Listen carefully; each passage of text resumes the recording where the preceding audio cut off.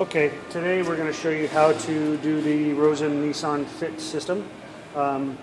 First and foremost, the unit comes with a Nissan splash screen out of the box. If you're putting this into an Infiniti vehicle, there's a tech kit that comes in the box. It says Infiniti splash screen.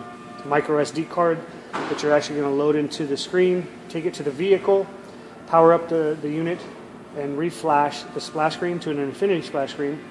And once that's done, turn the vehicle off, unplug the monitor, bring it back to your desk, workbench, and you're going to finish putting the bracketry and everything back together and then take it to the car for final installation. So what you're going to do is take the SD card out of the tech tip. You're going to actually remove the mapping SD card out of the screen, and then you're going to take the SD card that comes with the splash screen, which is for Infiniti.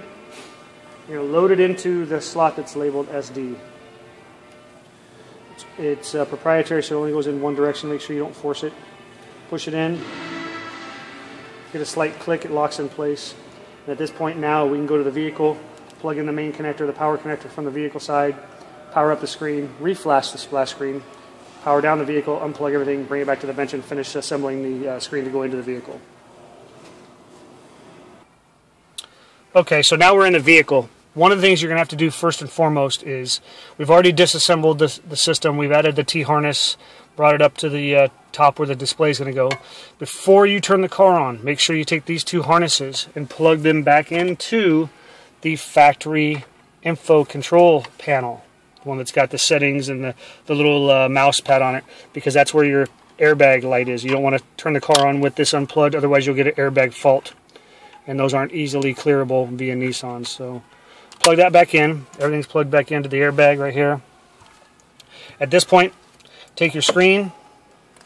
We're going to plug it into the OEM connector. We're also going to take the Rosen portion, which is the power port, plug that into its proprietary connector. And then all you're really going to do is go ahead and turn the vehicle on.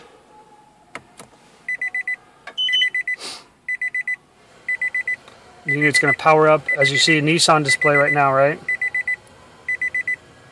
It's going to go into a update menu in about 10 seconds. All you're going to do is press OK. Hit update, which is the bottom left corner. It's kind of hard to see with the glare, I apologize. Lower left corner says update.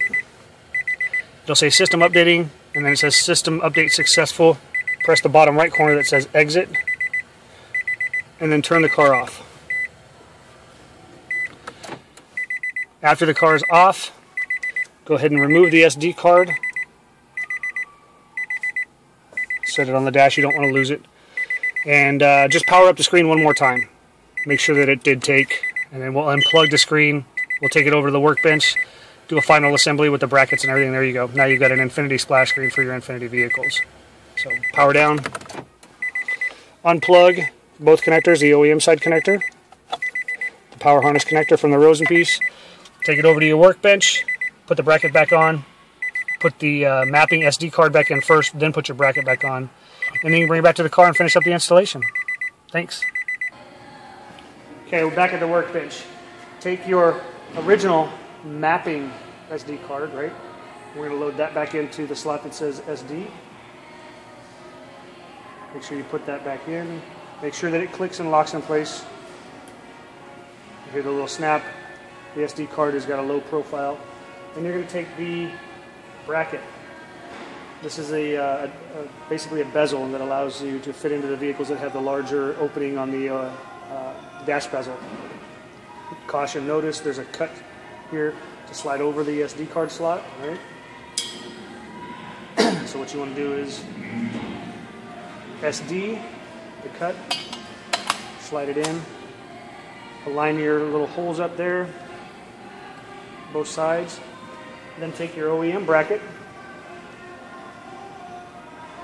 and slide it over. It should kind of self-align itself. There you go, there you go. Take your screws,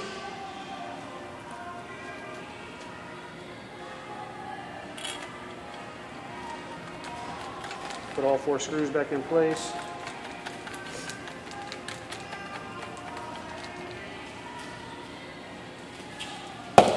screw gun this time just to be a little more efficient. Don't over tighten these screws, you don't want to damage anything, right?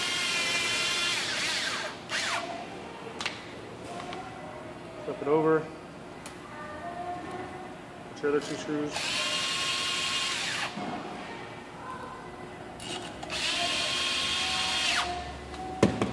Everything's assembled with the factory bracket. So now you can take this back into the vehicle. This is your USB that you're going to take towards the glove box or the lower center console. This is going to slide back up in the factory location. And you're ready to do final assembly. Make sure when you plug it in, you test everything one more time. Make sure you got the right splash screen. Make sure you got mapping working before you reassemble the whole dash.